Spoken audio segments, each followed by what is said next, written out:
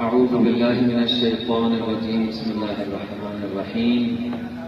الحمد لله رب العالمين، وصلى الله على سيدنا محمد وآله الطيبين الطاهرين المعصومين، واللعنة الدائمة على أعدائهم أجمعين. أما بعد، فقد قال الله الحكيم في كتابه الكريم: بسم الله الرحمن الرحيم. وأنكحوا الأيام منكم والصالحين من عبادكم وإمائكم إن يكونوا فقراء يغنهم الله من فضله والله واسع عليم.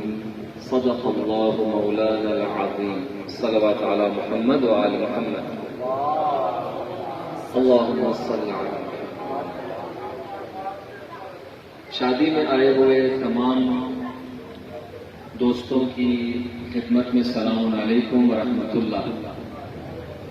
میں اپنی طرف سے اور داماد کے والد کی طرف سے، حاجی چمن کی طرف سے، اسٹیج پہ بیٹھے ہوئے دوستوں اور خصوصاً دلہا کی طرف سے آپ سب کو اس شادی میں شرکت پر مبارکباد پیش کرتا ہوں اور شکریہ ادا کرتا ہوں.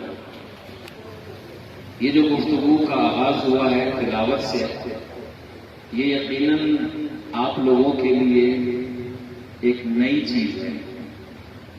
شاید ہی کہیں اس طرح کا کوئی پروگرام آپ نے دیکھا ہو کہ ولیمے کا آغاز تلاوت کلام پاک سے ہوا ہو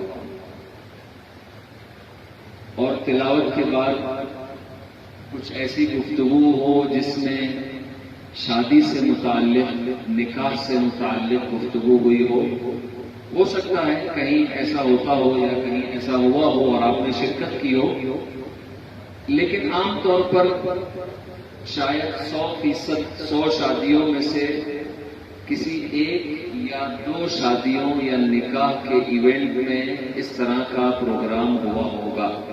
میں اس سے انکار نہیں کر سکتا. چند نکات کی طرف اپنے نوجوانوں کو، بزرگوں کو، خصوصاً ان افراد کو جو صاحبان اولاد ہیں، اپنے بیٹوں اور بیٹیوں کی شادی کرنا چاہتے ہیں، ان کے لیے خصوصی ہے. اور جو غیر شادی شدہ ہیں، نوجوان بچے بچیاں، البتہ یہ آواز صرف آپ مردوں میں جا رہی ہے، خواتین میں یہ آواز نہیں جا رہی. کاش کے خواتین کے لیے بھی انتظام ہوتا. تو یہ گفتگو ان تک بھی پہنچتی اور انشاءاللہ ہمیں امید ہے کہ جن جن تک پہنچ رہی ہے، کم سے کم آپ حضرات اس حوالے سے ایک سوچ رکھیں اپنے لیے، آئندہ اپنے بچوں کے لیے، کہ شادی کا مقصد کیا ہے، نکاح کا مقصد کیا ہے، خوشی کسے کہتے ہیں، حلال خوشی کیا ہے، حرام خوشی کیا ہے. تو اس حوالے سے قرآن کریم کی سورہ نور کی ایک مشہور معروف آیت کی تلاوت کا شرف حاصل کیا ہے.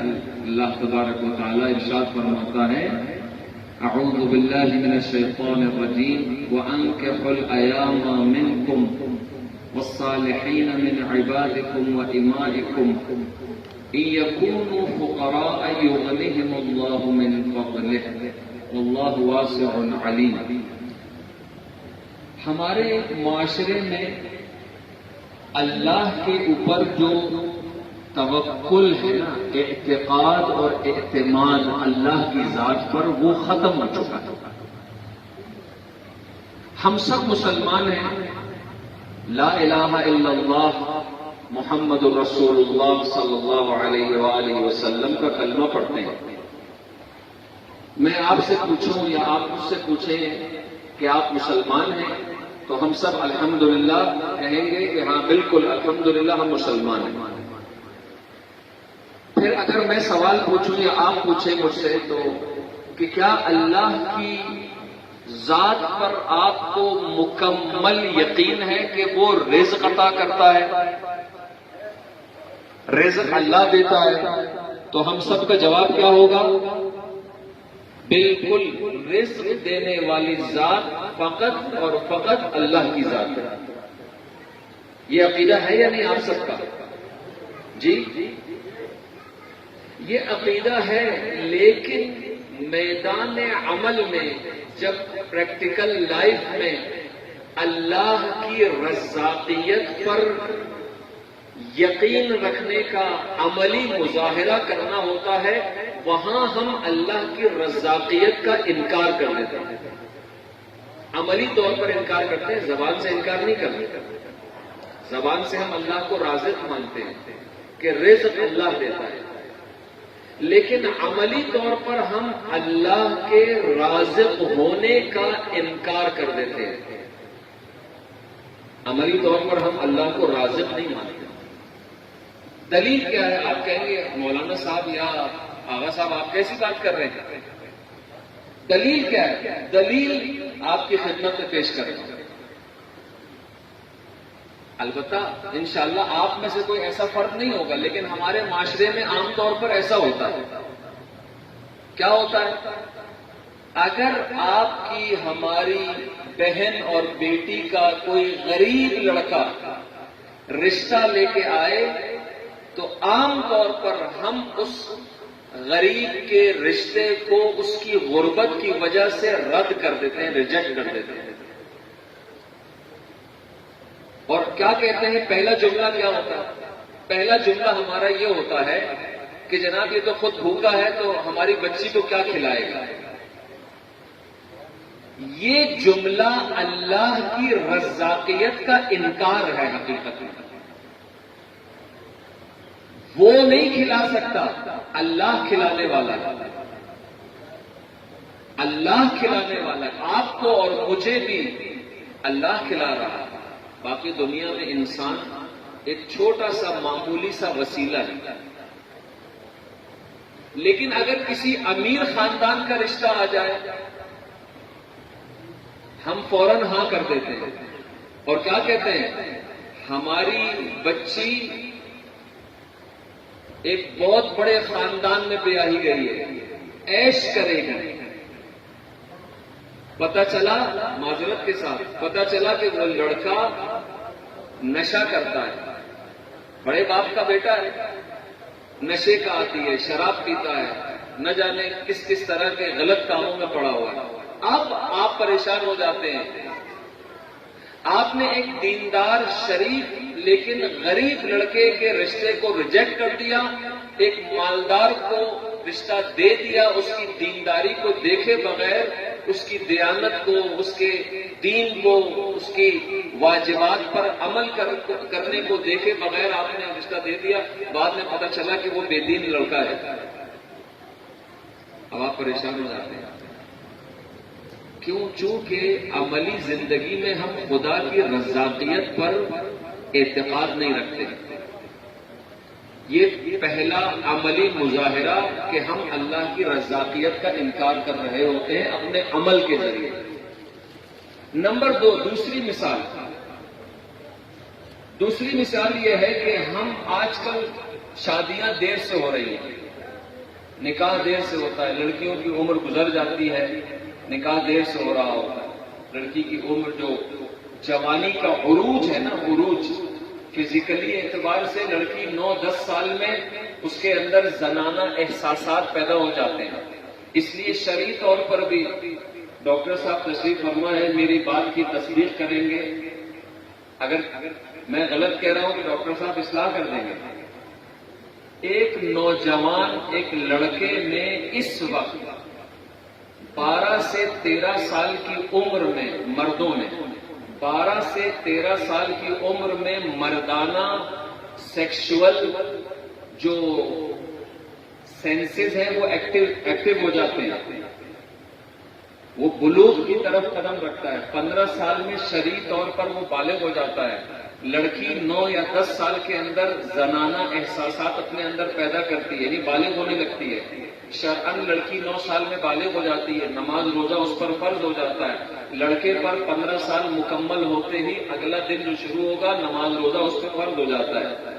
15 سال سے لے کر فرض کریں کسی مرد کی شادی دیر سے ہوتی ہے 25 سال میں، 30 سال میں، تو 15 سال سے لے کر 30 سال کی عمر تک اس کی، یعنی 15 سال کا جو یہ فاصلہ ہے، اس میں اس کے جو احساسات ہیں، جذبات ہیں، یا ایک بچی ہے وہ 9 سال میں 10 سال میں فزیکلی بالغ ہو چکی ہے اور اس کی شادی ہوتی ہے 28 سال میں 30 سال میں، تو وہ جو 14-15 سال جو اس نے اپنے احساسات کو یا کہ دبا کے رکھا ہوگا، یا ہو سکتا ہے وہ کسی حرام کام میں پڑی ہو، یا وہ لڑکا کسی حرام کام میں پڑا ہو، تو اگر وہ کسی حرام کام میں گرفتار ہوتا ہے تو اس کے ذمہ دار اس کے والدین ہیں کہ اس کی شادی نہیں کر رہے۔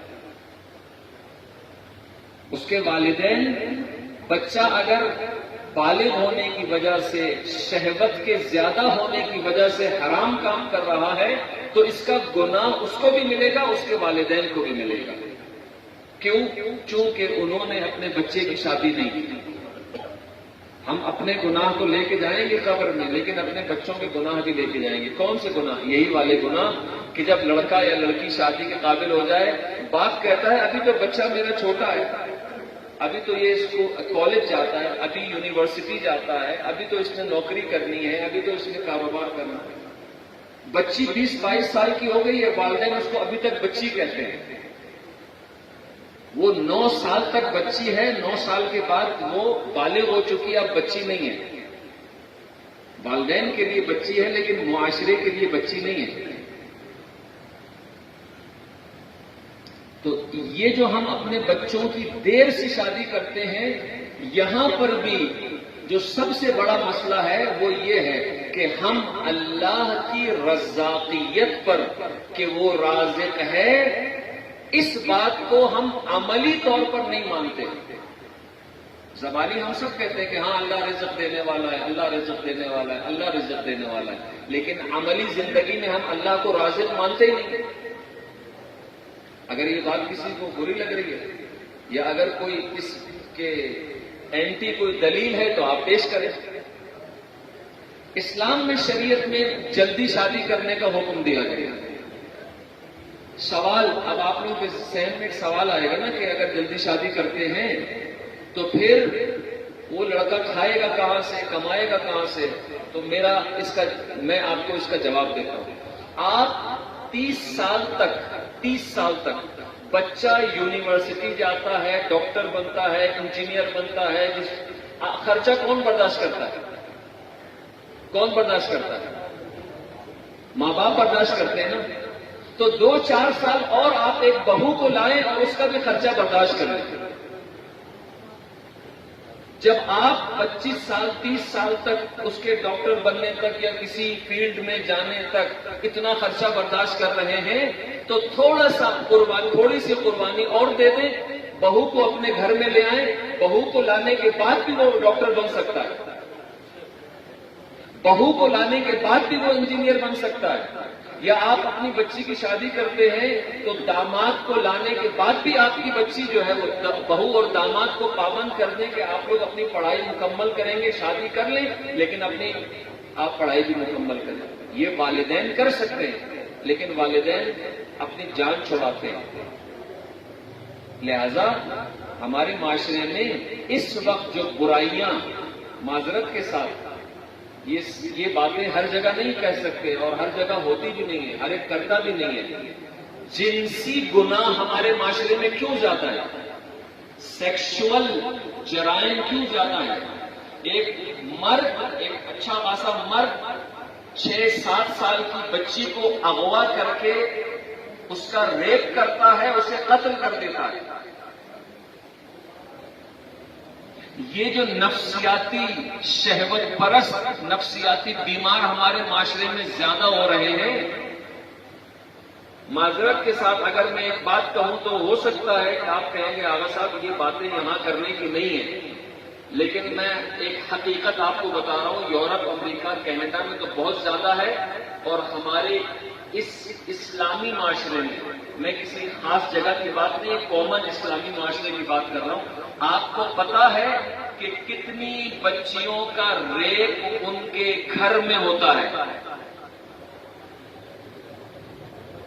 کتنی بچیوں کا، معصوم بچیوں کا ریپ ان کے گھر میں ہوتا ہے، اور ان کے جو محارم ہیں نا، بچیوں کے جو محارم جیسے چچا، ماموں، بھائی، کزنز، اس طرح کے افراد چھوٹی بچی سے سیکشول فائدہ اٹھاتے ہیں.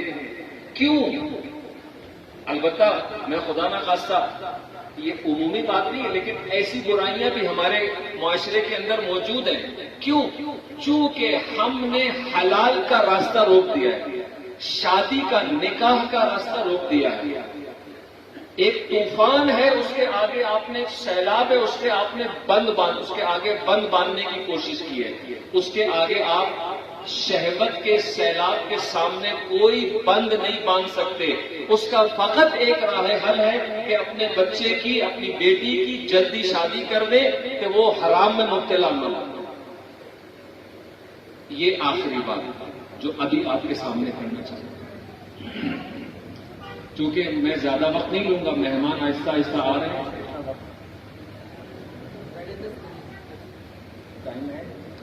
کتنا ٹائم ہوا ہے؟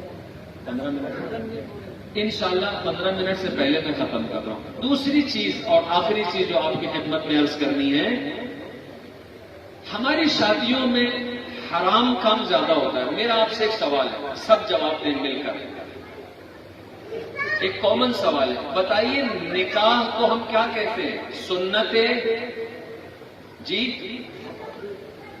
نکاح کیا ہے؟ سنت پیغمبر اکرم ہے، سنت رسول اللہ ہے یا نہیں ہے؟ یعنی نکاح ایک عبادت ہے. جو چیز سنت ہوتی ہے وہ عبادت بن جاتی ہے یا نہیں ہے؟ لیکن ہم اس نکاح کے موقع پہ ساتھ ساتھ نکاح ہو رہا ہے، ادھر گانے بج رہے ہیں. ادھر نکاح کا خطبہ پڑھا جا رہا ہے، ادھر جناب ناچ گانا ہو رہا ہے، انڈین گانے لگے ہوئے ہیں، موسیقی لگی ہوئی ہے.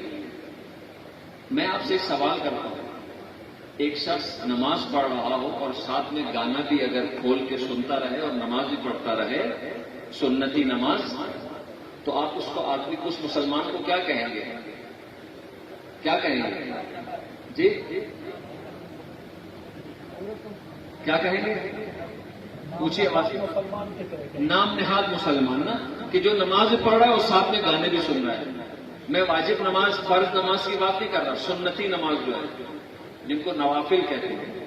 ٹھیک ہے، کیونکہ نوافل رسول اللہ کی سنت ہے، نکاح بھی رسول اللہ کی سنت ہے. اگر کوئی نوافل پڑھتے ہوئے گانا سنے تو ہم کہیں گے یہ نام نہاد مسلمان ہے، یہ دکھاوے کا مسلمان ہے، یہ خدا کے ساتھ مذاق کر رہا ہے، یہ خدا کے ساتھ ڈرامہ کر رہا ہے، ہاں اپنے آپ کو دھوکہ دے رہا ہے. لیکن ہم کیا کرتے ہیں؟ نکاح جو سنت پیغمبر ہے، عبادت ہے، اس کے ساتھ ہم گانے بھی سن رہے ہوتے ہیں اور کہتے ہیں کہ گانوں کے بغیر نکاح کیسے ہو سکتا ہے؟ تلاوت سے نکاح نہیں ہو سکتا، منقبت سے نکاح نہیں ہو سکتا. ایک جگہ میں گیا، منقبت لگی ہوئی تھی، تو کسی نے کہا کہ یہ کوئی قرآن خوانی کی محفل ہے، کسی کا انتقال ہو گیا ہے. میں نے کہا نہیں، شادی کی محفل ہے. کہنے کے کوئی ڈھول باجا، کوئی گانا شانا نہیں ہے چگلا. میں نے کہا ہاں، آپ کی خوشی گانے میں ہے، حرام کام میں ہے. دنیا میں خوشی ہوگی، لیکن یہی حرام کام آخرت میں آپ کے لیے ایک عذاب بن جائے گا. یہی گانا بجانا آخرت میں آپ کے لیے مصیبت بن جائے گا، آپ کے گلے میں فٹ ہو جائے گا آپ کے، کہ نکاح کے ساتھ آپ میوزک بجا رہے ہیں. نمبر 2، ولیمہ کیا ہے؟ ولیمہ سنت ہے، سنت پیغمبر ہے، مسنون ہے. ولیمہ کھلانا مستحب ہے، ثواب کا کام ہے، عبادت ہے. ابھی جو آپ ولیمے میں آئے ہیں، داماد نے آپ کو بلایا ہے، یہ ایک سنت ہے. ولیمے میں ہمارے اس داماد عزیز نے، ان کے والد نے تلاوت کے ذریعے یا یہ جو گفتگو ہو رہی ہے اس کے ذریعے سے، یا ہو سکتا ہے کوئی منقبت پڑھنے والا ہو، کوئی نعت پڑھنے والا ہو، یہ بہت اچھی بات ہے. لیکن ہر جگہ ایسا نہیں ہوتا. ولیمہ سنت پیغمبر ہے اور ولیمے کے اندر گانا بجانا ہوتا ہے. ہمارے معاشرے کے لوگوں کی اکثریت کے ذہن میں یہ بیٹھ گیا ہے کہ نکاح اور شادی میں اگر گانا نہ ہو تو وہ شادی نہیں ہے. پھر دوسری طرف ٹینشن یہ ہوتی ہے کہ کوئی ایسا کام نہ ہو کہ شیطان اور چھپی ہوئی منفی طاقتیں دلہا اور دلہن کی شادی کو خراب نہ کر دیں، پھر اس کا خطرہ زیادہ ہوتا ہے۔ تو میں نے ایک جگہ کہا آپ نے شیطان کو تو علل اعلان بلایا ہوا ہے، جب شیطان شروع میں ہی شادی میں آ گیا ہے تو اب آپ کو کیا توقع ہے کہ جناب یہ نکاح خراب نہیں ہوگا؟ اور نکاح خراب جو ہے وہ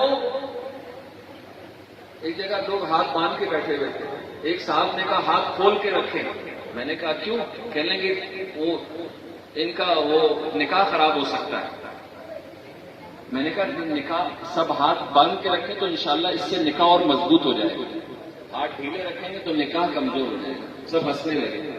میں نے کہا یہ کیا فضول باتیں کر رہے ہیں، خرافات جن کا کوئی شریعت سے تعلق نہیں ہے، اپنے بنائے ہوئے اصول، اپنے بنائے ہوئے علاقائی طور پر ہر ایک نے کچھ نہ کچھ بنا لیا، ہاتھ باندھنے سے نکاح خراب ہو جائے گا، ہاتھ کھولنے سے نکاح ٹھیک ہو جائے گا۔ نہیں، نکاح خراب ہوتا ہے بد اخلاقی سے۔ جب شوہر بد اخلاق ہو، بیوی بد اخلاق ہو تو ان کی آپس میں خرابی ہو جاتی ہے، طلاق ہو جاتی ہے۔ یا شیطان اگر آ جائے، شیطان دلوں میں بغض پیدا کرتا ہے، دشمنی پیدا کرتا ہے۔ تو لہذا اپنی شادیوں کو حرام سے دور رکھیں، انشاءاللہ برکتیں زیادہ ہوں گی۔ اپنے نکاح کو حرام کاموں سے دور رکھیں، انشاءاللہ برکتیں زیادہ ہوں گی۔ اور اب میں اس آیت کا ترجمہ آخر میں پیش کر رہا ہوں جس کی گارنٹی اللہ نے دی ہے قرآن کریم میں۔ اللہ کی رزاقیت پر ہمیں یقین نہیں ہے نا، لیکن اللہ نے گارنٹی دے دی ہے۔ کیا؟ اپنے جوانوں کی، اپنے بچوں کی، بچیوں کی شادی کرو۔ وَأَنكِحُوا الْأَيَامَ مِنكُمْ وَالصَّالِحِينَ مِنْ عِبَادِكُمْ وَإِمَائِكُمْ، اپنے جوانوں کی، صالحین کی۔ اس زمانے میں چونکہ غلام بھی ہوتے تھے، اس آیت میں غلام اور کنیزوں کا ذکر کیا، یعنی اپنے بچوں، اپنے غلاموں جو جوان ہیں ان کی شادی کرو، ٹھیک ہے؟ إِن يَكُونُوا فُقَرَاءَ، اگر یہ فقیر بھی ہوں تو خدا بند عالم اپنے فضل سے ان کو غنی اور بے نیاز کر دے گا۔ یہ اللہ نے قرآن کریم میں گارنٹی دی ہے۔ اللہ کی گارنٹی ہمیں قبول نہیں ہے، لیکن گورنمنٹ کی جاب پر ہمیں بڑا بھروسہ ہے۔ ہمارا بیٹا فلاں کمپنی میں ہے، اس پہ بڑا بھروسہ ہے۔ ہمارا بچہ آسٹریلیا سے پیسے بھیج رہا ہے، اس پہ بڑا بھروسہ ہے۔ اللہ کی رزاقیت پر بھروسہ ہونا چاہیے، اللہ کے فضل پر بھروسہ ہونا چاہیے، اور اسی بھروسے کے تحت اپنے بچوں کی جلد شادی کریں۔ انشاءاللہ خداوند عالم ان کو بے نیاز کر دے گا، چونکہ خدا خود بے نیاز ہے، وہ اپنے بندوں کو بھی بے نیاز کر سکتا ہے۔ بس میری گفتگو یہاں پہ ختم ہوتی ہے، میں نے زیادہ وقت دیا اور انشاءاللہ کھانے کا ٹائم بھی ہو چکا ہے۔ خداوند عالم کی بارگاہ میں ہم سب دعا گو ہیں کہ ہمارے جو نوجوان بچے بچیاں ہیں اور ابھی تک ان کی شادی نہیں ہوئی، خداوندہ تجھے واسطہ محمد و آل محمد کا، ان کی جلد شادیاں کر دے اور انہیں نیک اور ہماری بیٹیوں بہنوں کو نیک اور اچھا شوہر عطا فرما، ہمارے بچوں کو نیک اور اچھی بیویاں عنایت فرما، اور ہمارے والدین کو جو صاحبان اولاد ہیں، جن کے بچے جوان ہیں، شادی کے قابل ہیں، انہیں اللہ کی رزاقیت پر اعتماد اور اعتقاد رکھنے کی توفیق عطا فرما کہ وہ اپنے بچوں کی جلد شادیاں کر دیں۔ اور اس داماد عزیز کے لیے خصوصی دعا ہے کہ انشاءاللہ اس داماد کو آغا نوروز علی اور ان کی جو زوجہ ہیں، خدا انہیں ان کی زندگی کو برکات الہی سے مالا مال فرمائے، انہیں اولاد نیک اور صالح عنایت فرمائے، ان کی زندگی خوشیوں سے بھری ہوئی، ان کو خدا بند عالم کوئی غم نہ دے سوائے غم اہل بیت علیہ السلام کے، اور اس نکاح اور اس شادی کے ذریعے دلہا دلہن کو ہر طرح کے گناہ اور معصیت سے محفوظ فرمائے اور اللہ کی اطاعت کی توفیق عنایت فرمائے، اور اپنی زوجہ سے اور زوجہ کو ان سے محبت کی توفیق عنایت فرمائے، اور